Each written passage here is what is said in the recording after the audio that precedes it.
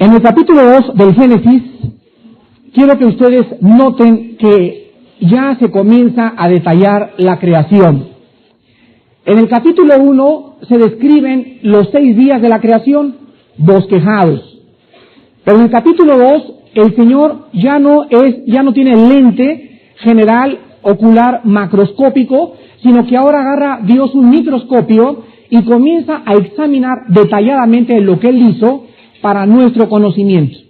Y vamos a ver pues en el capítulo 2 del Génesis la relación del hombre de una forma íntima con Dios cuando Dios creó al hombre a su imagen y semejanza. Y vamos a ver en el versículo 1, para comenzar a estudiar, del 1 al 3, que dice el capítulo 2, fueron pues acabados los cielos y la tierra, y todo el ejército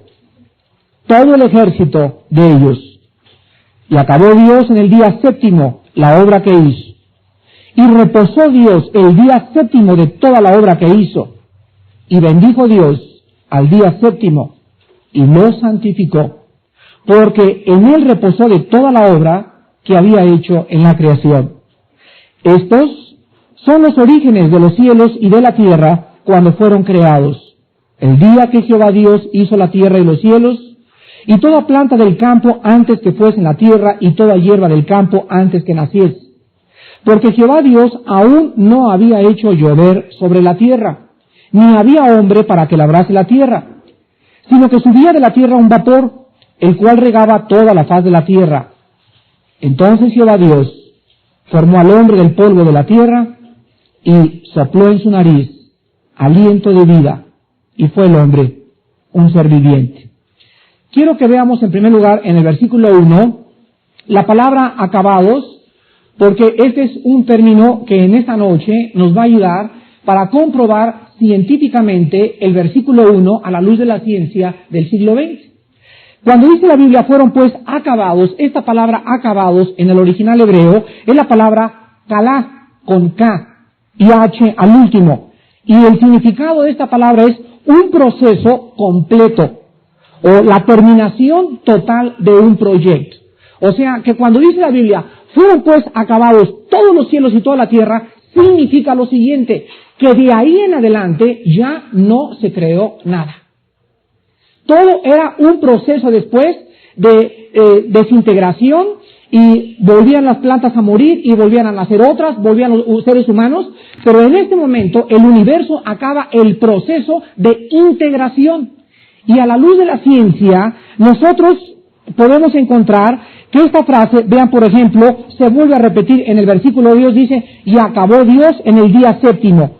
O sea, es vital para nosotros entender en esta noche que el presente proceso del universo no es un proceso de crear y hacer. Por favor, entiéndanlo. El proceso original del universo fue un proceso de creación. Pero ahora la primera y la segunda ley de las termodinámicas en la física nos demuestra que ya nada, ¿qué cosa? Ni se crea ni se destruye. Solamente existe una transformación de la energía que ya existe. Entonces el proceso actual del universo es, fíjense ustedes, sin excepción, un proceso de conservación y desintegración. Repito, el proceso actual del universo es un proceso de conservación y desintegración, tal como lo formulan la primera y la segunda leyes de la termodinámica. Pero el proceso de la creación original no fue un proceso como el actual, sino que el proceso original fue de innovación e integración. Entonces, lo vuelvo a repetir, el proceso original fue de innovación y de creación, pero ahora el universo ha sufrido un cambio.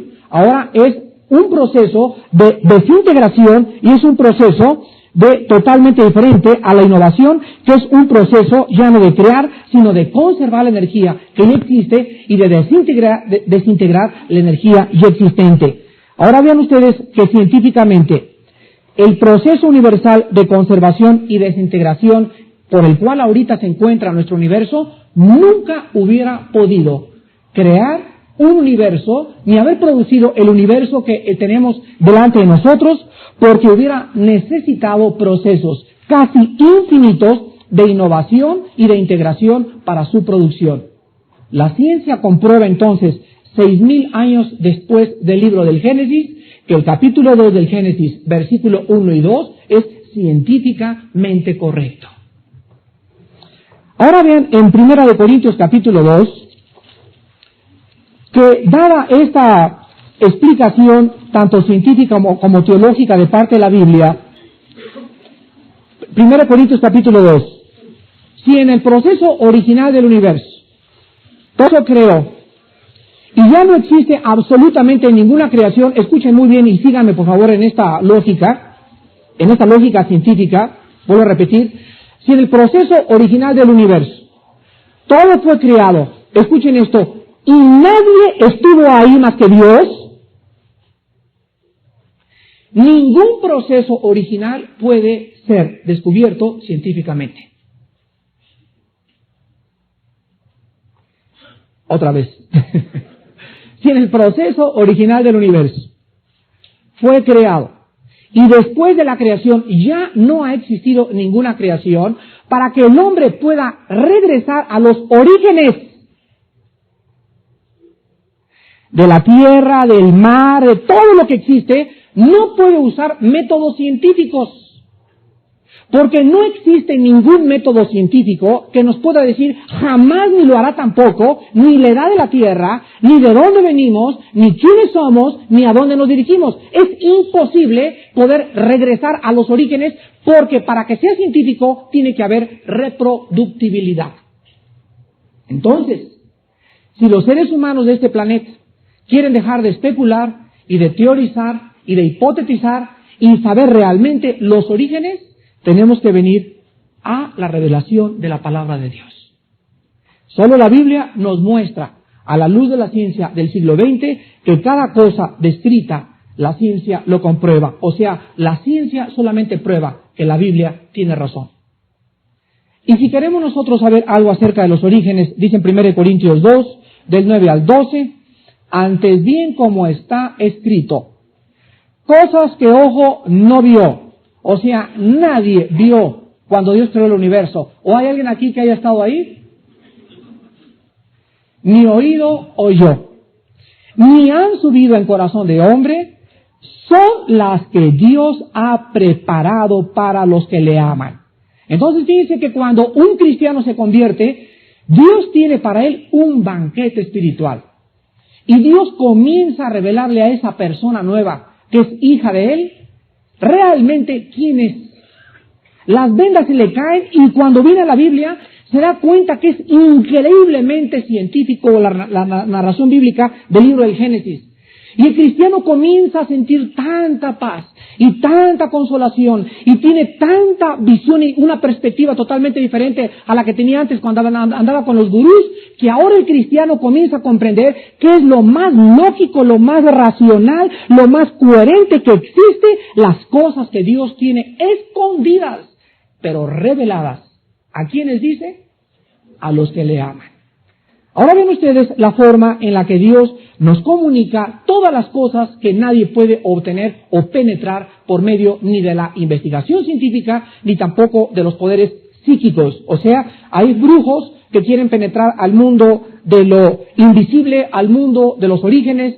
¿Quién se casó con mi tatarabuela? ¿Y en qué va a venir esto? Y Nostradamus, etcétera, etcétera. ¿Y quieren penetrar a qué mundo? Al mundo que no se puede penetrar con los 5 sentidos. ¿Cómo quieren penetrar? A través de la ayuda de los poderes del mal. Y la Biblia dice, cuidado, que nadie los engañe por medio de filosofías. Colosenses 2:8. Cuidado que no se dejen arrastrar por cualquier sistema de pensamiento que no tenga su origen en la Biblia. Dice 1 Corintios 2, versículo 10, pero Dios nos las reveló. Entonces, vamos a ver si podemos entender esto. A ver, aquí tengo mi pizarrón, estoy muy contento con mi pizarrón. Lástima que no estemos un poco cómodos, pero vamos a ver lo siguiente. Es muy importante que ustedes comprendan esto. La mente humana tiene un límite total. Esta es la mente del hombre. El chimpancé tiene también un límite un poco más chico. El caballo lo tendrá un poco más chico. Pero todos tenemos un límite. Entre la creación que Dios creó, el hombre es el que más alcanza en cuanto a su comprensión intelectual del universo que le rodea. Ahora, muy bien, el ser humano tiene un intelecto y tiene una razón y tiene una mente, pero Alberto Einstein calculaba que el hombre tiene desarrollado ese intelecto aproximadamente, fíjense nada más, 8%. Ahora, ¿se imaginan ustedes entonces todas las áreas no desarrolladas aquí dentro de nuestro intelecto, de las cuales no están desarrolladas porque están bloqueadas y oscurecidas por el pecado?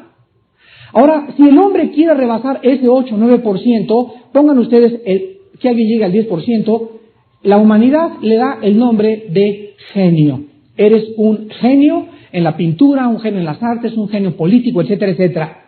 Pero cuando el genio quiere rebasar ya más del 10%, lo único que le va a pasar es lo siguiente: se le queman los fusibles. Nadie puede penetrar más allá del límite que tenemos porque se vuelve loco. O sea, aun cuando pudiera penetrar, vuelvo a repetir, se volvería loco. Y esta es la experiencia de la historia.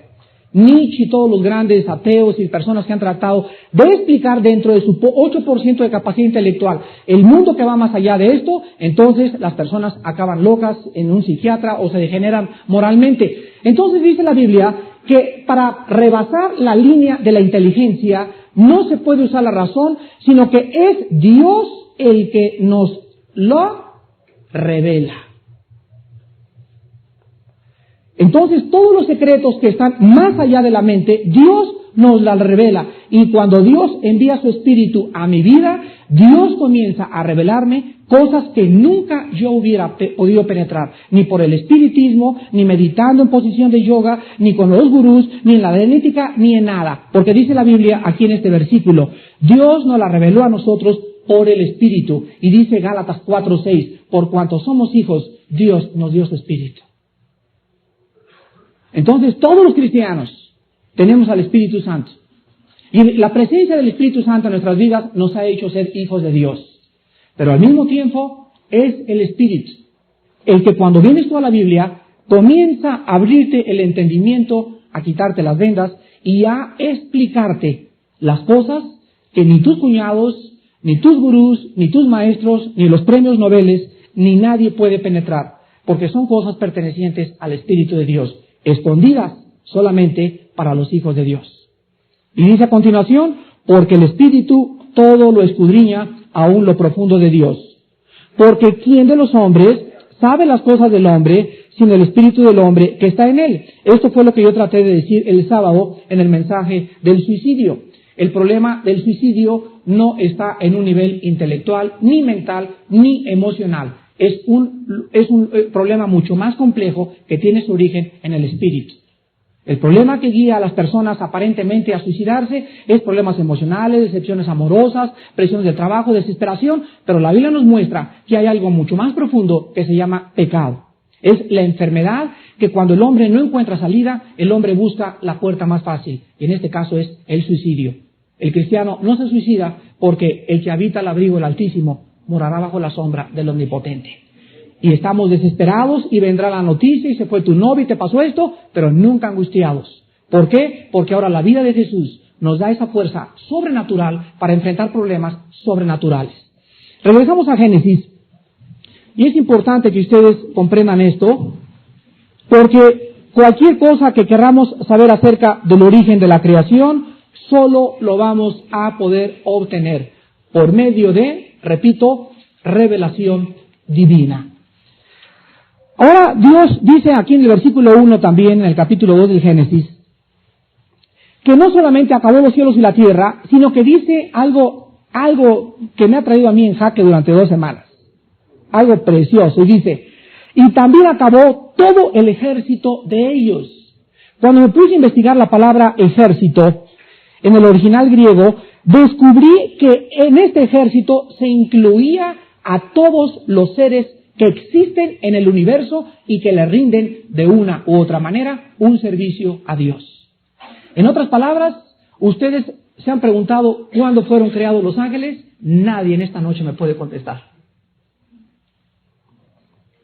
¿Cuándo fueron creados los ángeles? Vamos a Nehemías capítulo 9. Nos vamos a dar un banquetazo en esta noche. ¿Cuándo fueron creados los ángeles?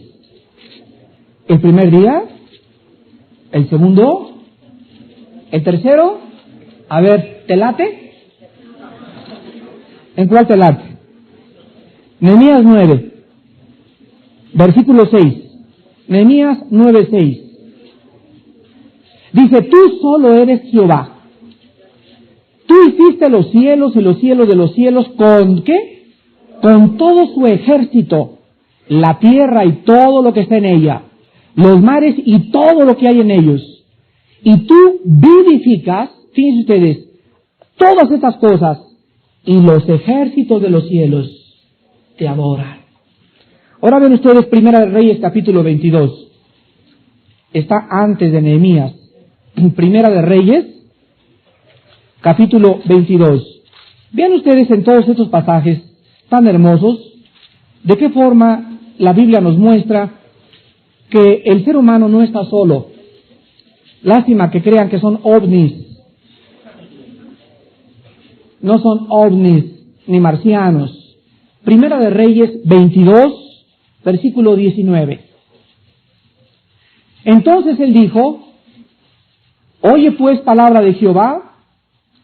Yo vi a Jehová sentado en su trono. ¿Y todo quién? Y todo el ejército de los cielos. Fíjense ustedes, si hay algún pintor en esta noche, por favor pinte este cuadro. Y todo el ejército de los cielos estaba junto a él, a su derecha y a su izquierda. ¿Se imaginan ustedes qué espectáculo? ¿Se acuerdan cuando Elías estaba con su discípulo Eliseo en una montaña? Y en ese momento dieron ahí miles de enemigos en el valle contra ellos dos. Y se pone Eliseo a temblar. Ay, mamita, ya me dio ñañara ahorita. Tengo cosa, Elías, tengo cosa. Y en ese momento Elías le dice, este muchacho necesita todavía caminar mucho con el Señor. Necesita recordar, no, Salomón todavía no venía, ¿verdad?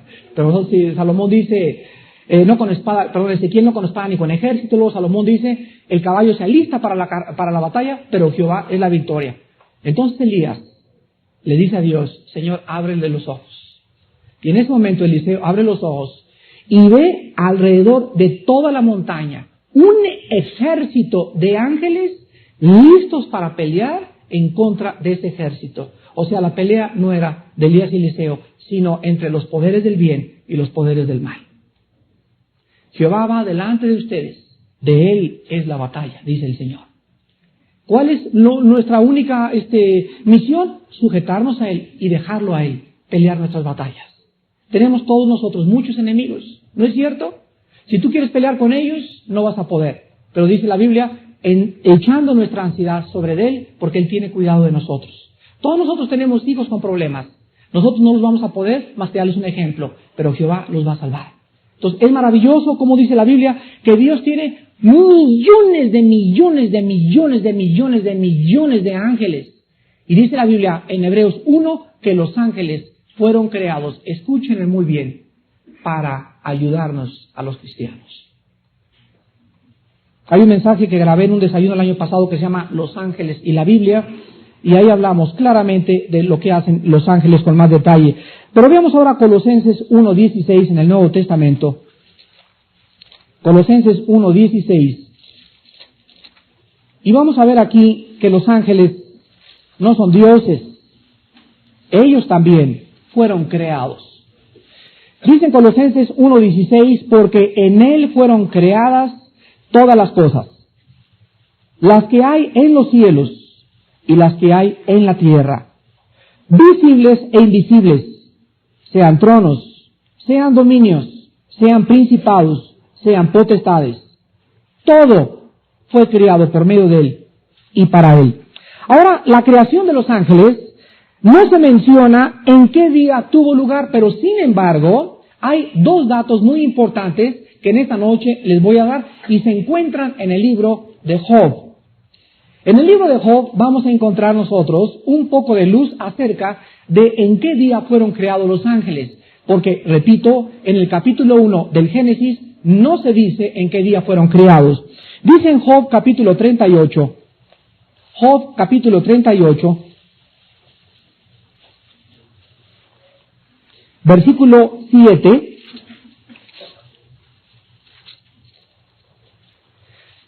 Vamos a leer desde el versículo 4. Y está Dios interrogando a Job y le dice a Job, ¿dónde estabas tú cuando yo fundaba la tierra? O sea, lo que estábamos diciendo, ¿no? No hay nadie que haya estado presente de los seres humanos cuando fue Dios creó la tierra. Y le pregunta a Dios, házmelo saber, si tienes inteligencia. ¿Quién ordenó sus medidas? Si lo sabes. ¿O quién extendió sobre ellas cordel? ¿Sobre qué están fundadas sus basas? ¿O quién puso su piedra angular? ¿Se acuerdan ustedes que hasta hace 200 años, ya no vamos tan lejos, en este siglo, ya para no ir tan lejos, todavía se enseñaba en los libros de texto en la secundaria que la tierra estaba recargada sobre 2 tortugas. Y otros pintaban a Charles Atlas así, deteniéndola. Porque nadie se imaginaba, científicamente era inexplicable, que la Tierra fuera una esfera colgando en el espacio sin que nada le estuviera por un aire así. Yo el otro día fui al Palacio de Hierro y tenía una pelota y una aspiradora, y ahí estaba la pelota arriba dando vueltas, ¿no? Pero estaba sostenida porque había un aire abajo que la estaba sosteniendo. Pero científicamente, ¿cómo se puede explicar que la Tierra no flote sobre nada? ¿Quién la sostiene? Y es lo que Dios le pregunta a Job, y le pregunta ahora a los científicos también. Entonces, antes de que se descubriera que ni siquiera tenía tortugas, la Biblia ya decía que la tierra colgaba sobre nada, porque Dios enloqueció la sabiduría de los sabios. Y dice el versículo 7, cuando alababan todas las estrellas del alba y se regocijaban todos los hijos de Dios.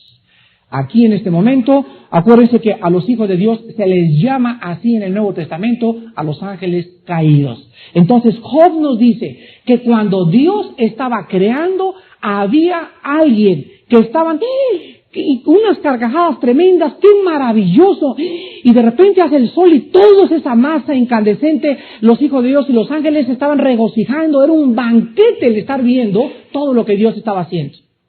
Entonces, dado este pasaje, y ahora vean el versículo 4 también, ¿dónde estabas tú cuando yo fundaba la tierra? Este pasaje de Job nos dice que los ángeles fueron creados el primer día de la creación. El primer día de la creación. O sea, dice Génesis 1:1, en el principio Dios hizo los cielos y la tierra. Y dijo Dios, sea la luz, ¿se acuerdan?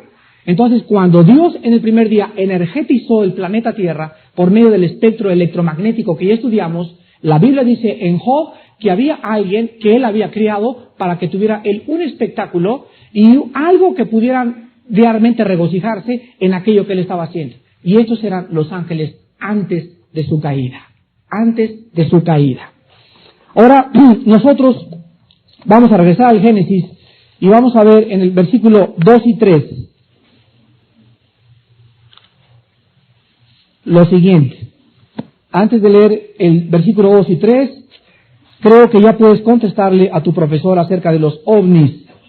Cuando les pregunten a ustedes como cristianos, ¿qué la Biblia o qué dice la Biblia acerca de la vida en otros planetas? Tú puedes contestarles, sí, efectivamente, la Biblia menciona vida en los planetas. Y vamos a ver más adelante que parece ser que las estrellas ahorita es el hogar de los ángeles, las estrellas. Y tú puedes decirle a la gente, sí hay vida en otros planetas, pero es vida espiritual. Y le muestras Efesios 6:12. No tenemos lucha contra sangre, ni marcianos, ni jupiterianos, ni plutonianos, sino contra huestes espirituales de maldad. ¿En dónde están? Ahí dice, en las regiones celestes. Entonces, el universo, dice la Biblia, está ocupado. Y sí hay vida. Y nosotros pasamos por Venus y a lo mejor nuestras cámaras, la cámara, ¿verdad?, no puede captar más que la vida física. Pero como están en la cuarta o la sexta dimensión estos individuos, estos seres espirituales, no se pueden ser captados por ninguna cámara ni por el ojo humano. Pero la Biblia nos revela que en los planetas existen ejércitos de ángeles caídos, llamados demonios, son seres espirituales y que cuando vienen aquí en la tierra, unos pueden materializarse y tomar un cuerpo humano, que son los ángeles buenos, pueden tomarse un cuerpo humano, no que posean un cuerpo humano, sino que ellos pueden manifestar un cuerpo humano, y los demonios que perdieron sus cuerpos en la caída y que sufren tremendamente por no tener cuerpos, por lo que están buscando, meterse con tu abuelita, meterse en el cuerpo de tu suegra, meterse en tu perico, en tu gato, pueden ocupar el pizarrón, pueden ocupar esa columna, la materia molecular compuesta por este púlpito puede ser poseída por demonios, y pueden los demonios hacer que camine el púlpito y lo empujan y lo controlan dentro del espacio y el tiempo que nosotros tenemos, y es real, no es fraude, existe. La Biblia le llama poderes espirituales de maldad. Si quieres más información, ahí está el libro, El ocultismo y la Biblia. Entonces la Biblia nos muestra en el versículo 2 que Dios acaba en el día séptimo, no en el octavo, ni en el quinto, ni en el décimo. Y dice la Biblia otra vez, la obra que hizo. Y reposó Dios el día séptimo de toda la obra que hizo, y bendijo Dios el día séptimo, y lo santificó, porque en él reposó de toda la obra que había hecho en la creación. Por primera vez aparece en la Biblia la palabra reposo. La palabra reposo es la palabra hebrea Shabbat, S-H-A-B-B-A-T-H. De ahí viene la palabra sábado.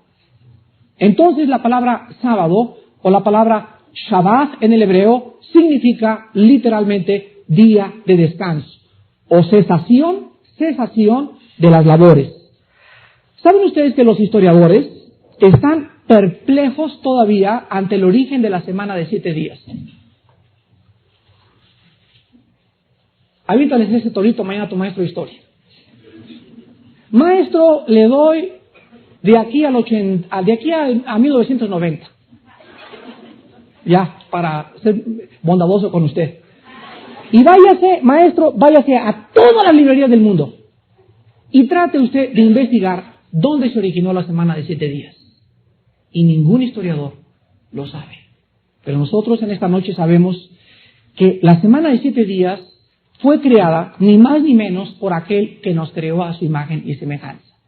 Ahora saben ustedes, por ejemplo, que los revolucionarios franceses y los revolucionarios rusos la trataron de abolir la semana de 7 días. Y lo mismo trató el gobierno de Sri Lanka, o sea, en Ceilán, en 1960, pero nadie, desde hace miles, desde que la historia se conoce, nadie ha podido abolir la semana de 7 días. O sea, no ha habido ningún gobierno que diga, no, yo creo que está mal, vamos a trabajar 7 y descansamos 8, entonces la semana va a ser de 8 días. O alguien que diga, no, mejor 5 y descansamos 6. Nadie jamás en la historia ha cambiado la semana de 7 días. Esto es asombroso porque fíjense ustedes que un día de descanso en 8 es muy largo. Un día en 6 es demasiado corto, pero un día en 7 es justamente lo que necesitamos.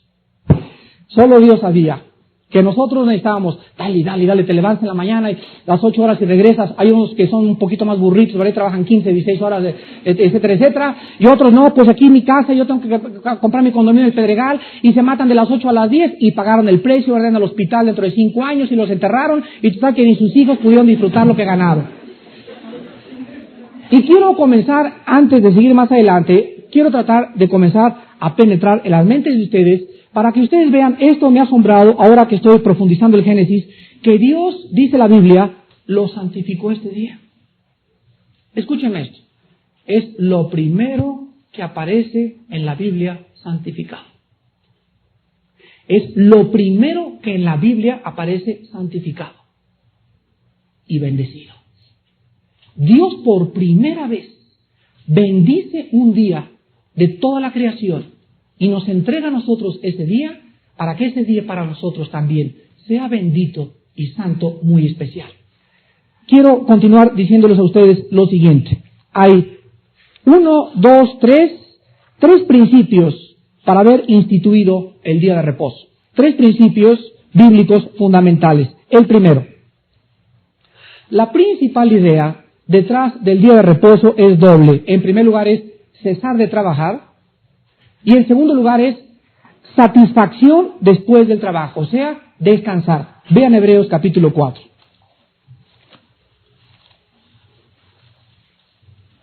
Cesar de trabajar y la satisfacción de descansar. Quiero que ustedes recuerden, Hebreos 4, quiero que ustedes recuerden que para el impío no hay descanso. No hay paz, dijo Isaías, para el malo.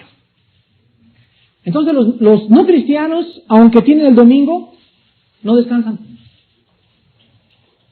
Hay unos que hasta trabajan el domingo.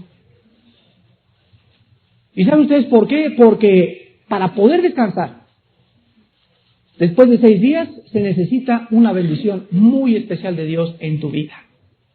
Y lo explica el libro de Hebreos, capítulo 4. Versículos primero del 3 al 4 y después el versículo 10. ¿Hemos creído? ¿Entramos en qué? Entramos en el Shabbat, de la manera que dijo, no juré en mi ira, no entrarán en mi reposo, aunque las obras suyas estaban acabadas desde la fundación del mundo, porque en cierto lugar dijo así del séptimo día, y reposó Dios de todas sus obras en el séptimo día. Quiero que noten el versículo 3, que los únicos para quienes este día de reposo ha sido realmente creado, ha sido para los cristianos. Y dice la Biblia que cuando nosotros creemos en Jesucristo, por primera vez en nuestra vida,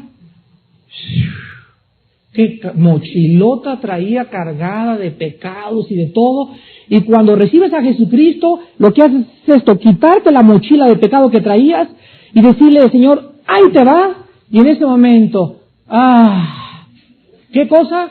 Shabbat, reposas, descansas, física, mental y espiritualmente del pecado.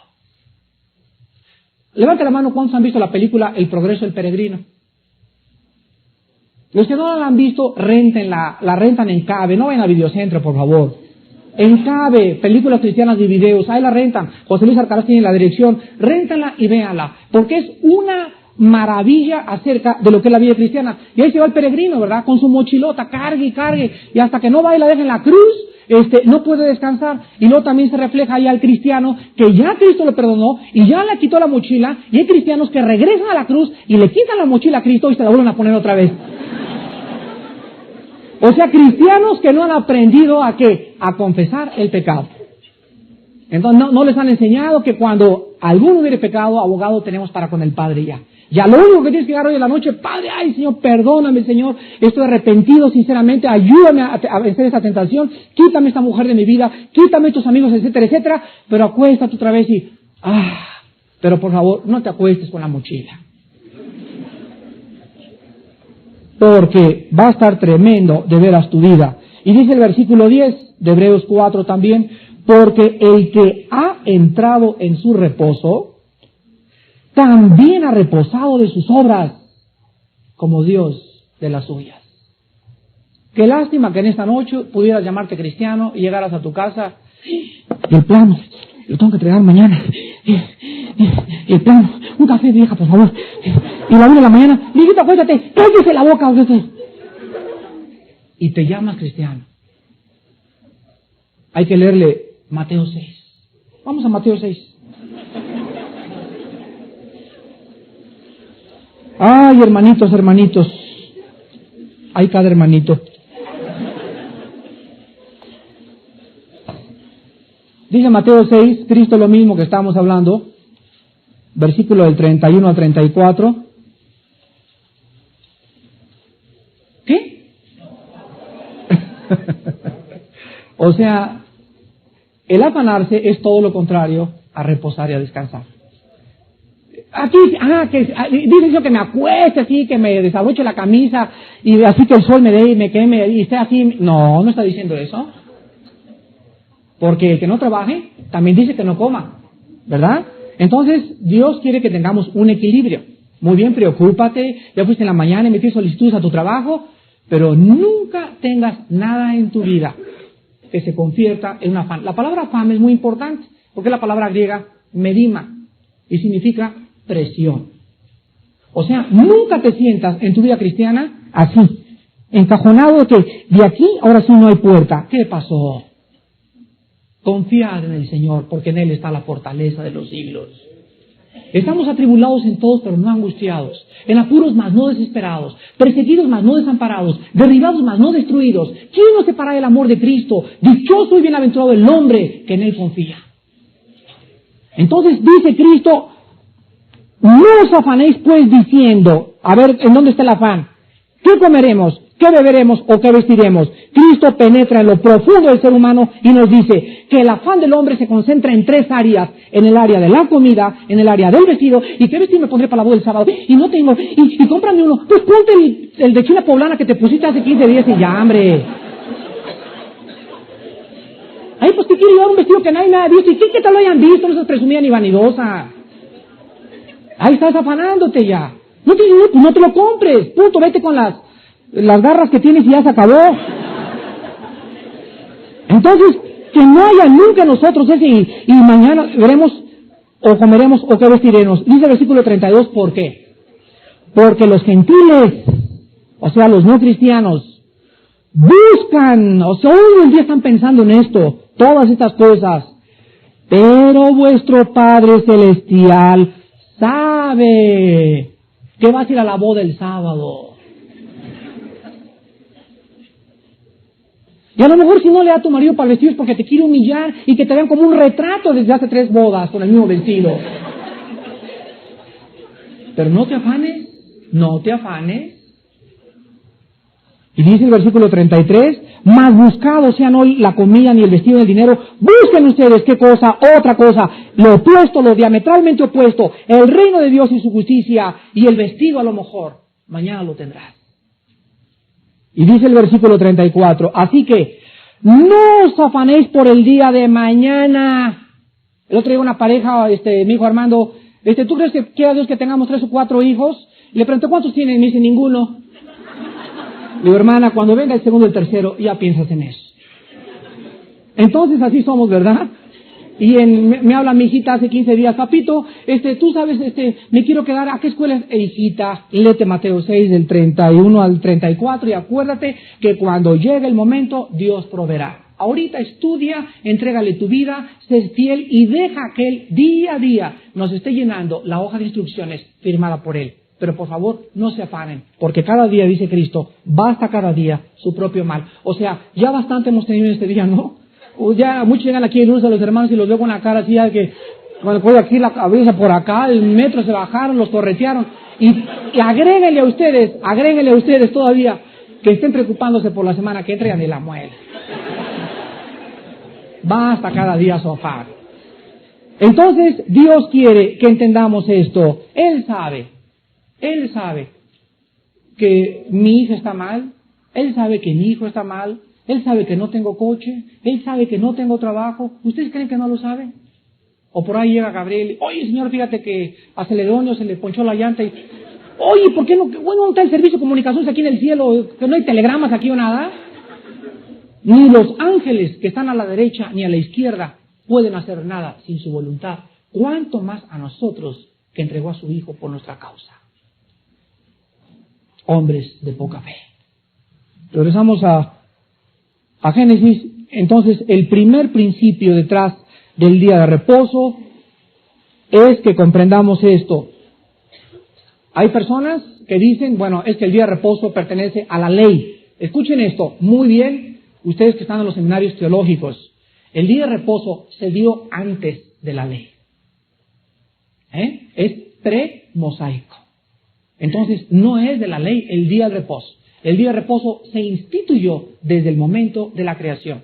Ahora hay una diferencia muy grande y la vamos a ver en el tercer principio. Pero en segundo lugar, quiero que veamos que el día de reposo no solamente es cesar de trabajar y descansar, sino que el día de reposo es una institución divina.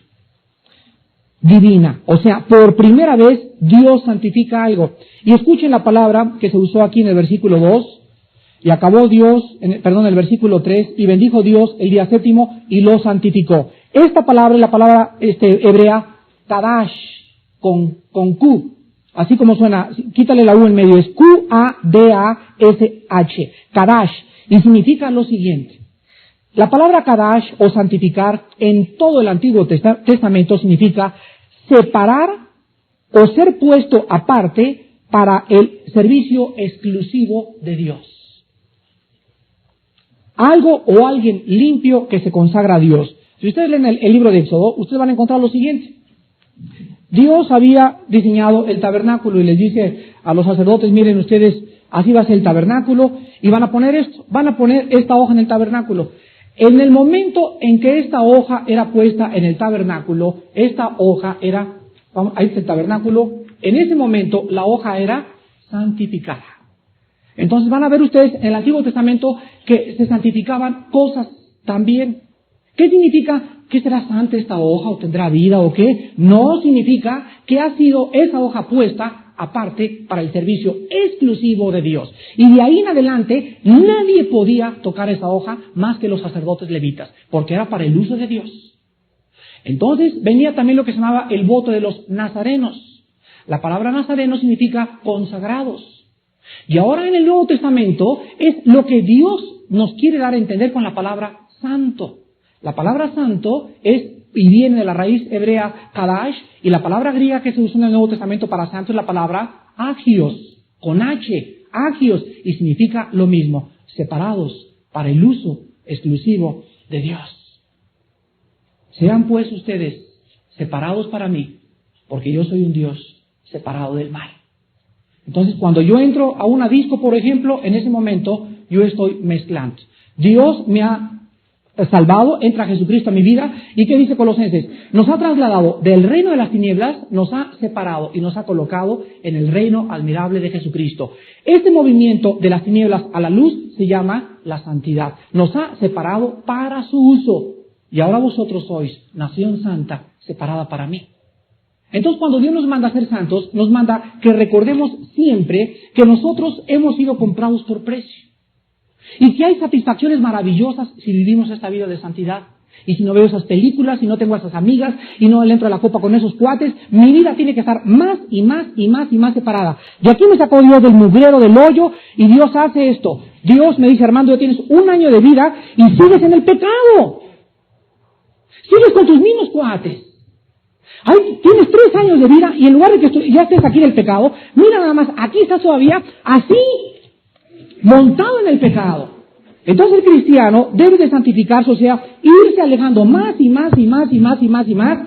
¿Hasta dónde llega esto?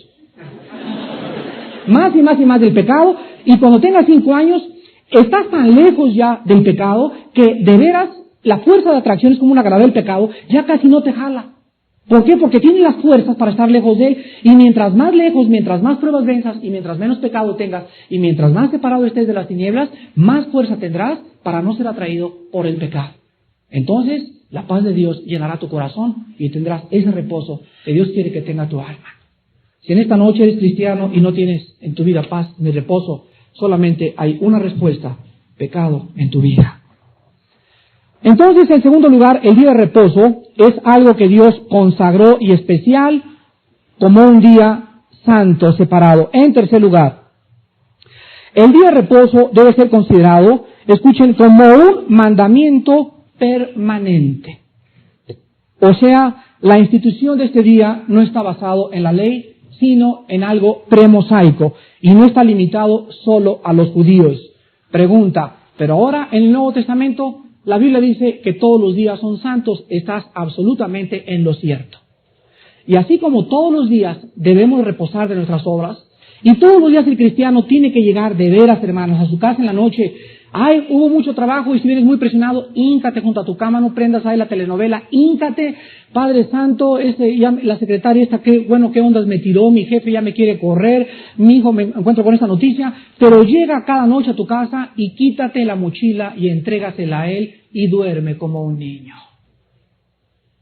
Encomienda a Jehová tus caminos, porque él nunca dejará desamparado al justo, nunca dejará al justo tirado en su camino, echando nuestra ansiedad sobre él, porque él tiene cuidado de nosotros. Hermanos, escúchenme muy bien, esto es vivir.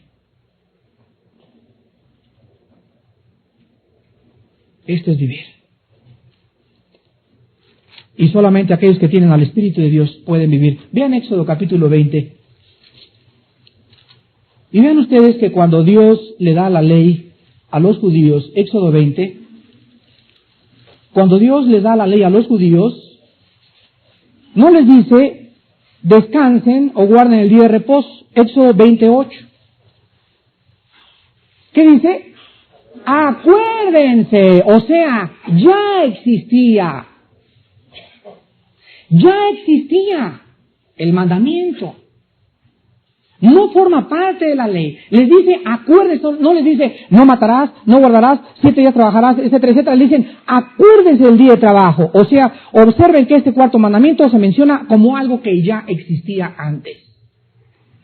Ahora veamos Colosenses capítulo 2 en el Nuevo Testamento y vamos a encontrar el contrapeso o el equilibrio entre el extremo de algunas personas que pertenecen a la iglesia adventista o del séptimo día, les llaman los sabáticos, y ellos, Colosenses capítulo 2, estas personas que pertenecen a esta organización, dicen que como Dios instituyó el día de reposo, el cristiano tiene que adorar en el día de reposo. Y si tú no adoras en el día de reposo, o sea, en el sábado, tú tienes la marca de la bestia. En otras palabras, ellos ponen un énfasis exagerado en descansar el sábado. Ahora acuérdense lo siguiente. ¿Quién le puso al lunes, lunes? Al martes, martes, miércoles, miércoles, jueves, viernes, sábado y domingo. Entonces cayó el sexto día en sábado. Y el domingo, como el Señor resucitó el domingo, o el primer día de la semana, y el primer día de la semana los apóstoles se juntaban, es el día en que nosotros, cuando se cambió el calendario gregoriano, nosotros observamos el día de descanso el domingo. Pero resulta que el día de descanso para muchos de ustedes no es día de descanso. O sea, tú me puedes decir ahorita a la salida, oye Armando, no estuvo claro lo que me explicaste. Fíjate que yo trabajo en el hotel el domingo. ¿Significa que debo renunciar al hotel y decirles, no, yo quiero un día de descanso el domingo? No. Porque si el día domingo tú trabajas, tú tienes que ir al hotel a trabajar. Y si el lunes es el día de descanso, para ti el lunes es el Shabbat. La palabra Shabbat significa día de descanso, nada más. Y tú necesitas un día donde lo necesites dedicar a la adoración de Dios y pensar de una forma muy especial en ese día, en las obras de Dios. Ya les dije, váyanse al Paracutín, te vas a remar, te vas a Tequesquitengo, te vas a esquiar, te tiras en el sol, piensas, etcétera, etcétera. Pero tienes que tener tú y yo un día donde podamos descansar. Dice Colosenses 2:16, nadie los juzgue en comida, en bebida, en cuanto a días de fiesta, luna nueva o días de ¿qué?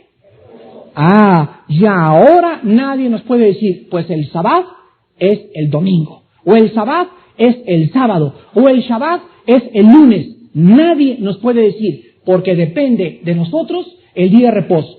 El día de reposo no se hizo para el hombre, sino el hombre se hizo para el día de reposo. Cuando Cristo vino al mundo, el Shabbat para los judíos era, pero absolutamente santo. Y el día de reposo, ¿saben ustedes lo que hicieron los judíos? Hicieron 635 mandamientos para guardar el día de reposo. ¿Y saben ustedes lo que contiene la ley de los judíos el día de reposo? El día de reposo no hay que trabajar. Por lo tanto, si tú te levantas en la mañana y te pones un saco y ya estás trabajando, porque ponerte el saco implica trabajo. Y si te pones un par de sandalias, implica trabajo meter el pan de sandalias. Y pusieron 625, 635 mandamientos relacionados con el día de reposo. Y cuando llega Cristo, el día de reposo, todos a sus casas y nadie hacía nada. Y andaba Cristo por ahí y lo encuentran sacando un burro un día el sábado. Les da el soponcio a los fariseos. Vengan, córranle, vengan a ver. Miren nada más, él dice que él es el Mesías. ¿Y qué está haciendo? Está trabajando y no ha entendido que este día no se debe trabajar. Y Cristo les contesta y les dice, entonces ustedes prefieren dejar al burro en la barranca para no trabajar en el día de reposo. Habían convertido el día de reposo en algo legalista. Entonces, cuando el cristiano se convierte en legalista y comienza a decir, pues es el sábado, o es el martes, o es el miércoles, es que no ha leído Colosenses 2:16. Hagan de cuenta que todos nosotros trabajamos en una mina y somos 10 familias cristianas, y en esa mina el domingo tenemos que trabajar. Entonces, ¿qué pasa? Pues nos juntamos todos el lunes, y el día del lunes hacemos nuestro servicio. Y alguien además, no es que tiene que ser el domingo el día de reposo. Un momentito, es santo el día de reposo, pero ahora en el Nuevo Testamento nadie nos puede decir en qué día es. Basta con descansar y adorar un día a la semana para que nosotros cumplamos con esta orden de Dios. ¿Ven? Y así no caemos en el legalismo. Entonces es un mandamiento permanente. Y ahora quiero decirle algo a mis hermanos, los diáconos y los pastores. Los pastores y los diáconos es mentira que descansemos el día domingo. Entonces, ¿qué pasa? No es en las demás iglesias, ¿verdad? Pero en nuestra iglesia, cada uno de nosotros tenemos un día de descanso. Y nunca es el domingo, porque el domingo es cuando más trabajamos. preparar el mensaje, la señora se levanta, les habla a los niños, etcétera, etcétera. Entonces, en primer lugar, maridos, a sus mujeres, denles un día de reposo. Y que no sea el domingo, por favor. El desayuno en su cama. Las pantuflas en sus pies. Tú haces la cama. Si hay que lavar platos, tú los lavas o lavas a los vagos de tus hijos, se los puedes hacer algo. A la muchacha la despides, te la llevas a comer ese día a un restaurante, se van a caminar, pero tu esposa necesita un día donde, por favor, en ese día, su mente, no quiero saber nada de la lavandería, ni de que se quemaron los frijoles, ni que se gas, no quiero saber de nada, mijita, aquí quédate, o préndele ahí unos videos, vete a cable con otras películas cristianas. Muchas mujeres les gusta quedarse de las 8 a las 12, ahí nada más descansando viendo películas cristianas, con eso ya descansan, sin que el teléfono tú lo contestas, te encargas de todo, pero nuestras esposas necesitan un día de descanso. Y cuando el marido no le da a la mujer ese día de descanso, el marido se le llama desconsiderado, se le llama centrado en sí mismo, se le llama egoísta, se le llama patán. Se lo digo en serio, porque Dios nos ha dado una compañera y dice en 1 Pedro 3:7, maridos, vivid sabiamente con vuestras esposas como vasos más frágiles, para que vuestras oraciones no tengan estorbo. Fíjate lo que dice. Trata a tu esposa como un vaso que es frágil. Si tú no aguantas los claxonazos y los chillidos y esto y el otro, ahora ellas que son más frágiles, ¿cuánto más no necesitan ellas más descanso que nosotros? Pero cuando tú no se lo das, simplemente es porque ni siquiera has pensado en eso. ¿Por qué? Porque estás centrado en ti mismo. Mi trabajo, mi orquesta, mi consultorio, yo soy el que proveo. ¿Pero ella qué? Ella trabaja, lava, plancha, gritos, le preocupan sus adolescentes, le preocupa esto. Necesitamos ser considerados. Y dice la Biblia que cuando un marido no es considerado, por favor no vengas a traerme tu ofrenda. Porque no te voy a escuchar. Algo está estorbando. Señor, pero algo está estorbando, pero estoy repartiendo folletos, algo, no calles, no me hable, pero quiero ir a la cárcel, cállese, no me hable, pero ¿qué, Señor? Trata a tu esposa como tu compañera, eso es lo que quiero que aprendas, antes de pensar ni siquiera en ser misionero. Ay de los pastores, ya no hablemos de eso, ¿verdad? Pero ay de los hombres que están en el ministerio, y no son ejemplo de cuidado y de consideración con la esposa. Vete de plomero, de carpintero, de charro, vete a domar caballos o no sé qué. Tú no sirves para la obra de Dios, porque no sabes tratar a tu esposa. En último lugar, el día de reposo, Dios anhelaba, en cuarto lugar, que el hombre tuviera en este día renovación de energías físicas y emocionales. Necesitamos, después de estarle cabalgando ahí 6 días, necesitamos un día donde recobremos la estabilidad emocional, que me tranquilice, etcétera, etcétera. Escuchen esto, necesitamos cambio de aceite. Tú síguele con tu coche y cámbiale el aceite cada 5 o 10 mil kilómetros. Te voy a decir una cosa, el motor del coche fue diseñado para que los émbolos de los pistones estén baje y baje, y los émbolos traen unos anillos. Entonces, cuando los émbolos y los 6 cilindros de tu coche están trabaje, el aceite que está en medio de todo eso es el que está impidiendo por la viscosidad que agarren fierro contra fierro y hagan rayadas así y se te desvía el coche. Entonces, cuando tú le echas el aceite te dura un periodo de tiempo, te dura 3,000, 4,000 kilómetros, los expertos dicen que dura 3,000 kilómetros. Entonces, si tú le sacas ese aceite y le pones aceite nuevo, tu máquina te va a durar 200, 300,000 kilómetros. Y el único aceite que nosotros tenemos, porque estamos dale, de 6 días a la semana, es que podamos aceitarnos una vez nada más. Si no, pues, de veras vas a acabar mal, te toca el pelo así como a mí, y cosas de esas, ¿verdad? Canas, prematuras, problemas de corazón, problemas cardíacos, problemas vasculares, problemas de sangre, problemas de colesterol, problemas de ácido úrico, etcétera, etcétera. ¿Por qué? Porque no has aprendido que Dios necesita que tú comprendas que necesitas renovar tú y yo nuestras pilas un día a la semana. Yo les recomiendo siempre a mis pastores, váyanse a tomar un vapor a la semana, los que viven en la Ciudad de México, mínimo. Si no juegas tenis, ni corres en la mañana, ni siquiera caminas, lo menos que puedes hacer es echarte un vaporazo. Porque estás intoxicado de toxinas. Y es un basurero que ya huele tremendo, aunque te eches Chanel y aunque te eches lo que te eches. Entonces entras al vapor y eliminas toda la sudoración, sale por los poros, toda la cochinada que deberías de eliminar a través del ejercicio. Pero como estás trabajando todo el día, lo menos que puedes hacer es eso. Ahora, por eso la gente está durando menos. Antes, Adán llegó 930 años. Ahora llegamos con dificultad al tostón. Y vean Marcos 2.27, donde Jesucristo explica, Marcos 2.27, donde Jesucristo explica ya claramente el día de reposo. Y dice Marcos 2.27, también les dijo, Marcos 2.27, el día de reposo, es Cristo el que está hablando, fue hecho por causa del hombre, y no el hombre por causa del día de reposo. Por tanto, el Hijo del Hombre es Señor aún del día de reposo. En otras palabras, yo descanso cuando yo quiero, dice el Señor.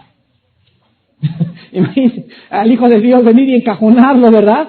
Tú te vas a trabajar en este día y vas a descansar en este día. ¿Qué pasó? Él es el Señor del día de reposo. Entonces, de la misma forma, nadie nos puede encajonar y decirnos, tiene que ser el sábado, tiene que ser el domingo, tiene que ser el lunes. Nosotros tenemos que escoger, no sé qué día va a ser el tuyo, yo ya sé cuál es el mío. Pero en este día, nosotros debemos separarlo, kadash, debemos apartarlo y debemos pasar en este día un día muy especial con nuestro Señor. Inclinemos el rostro.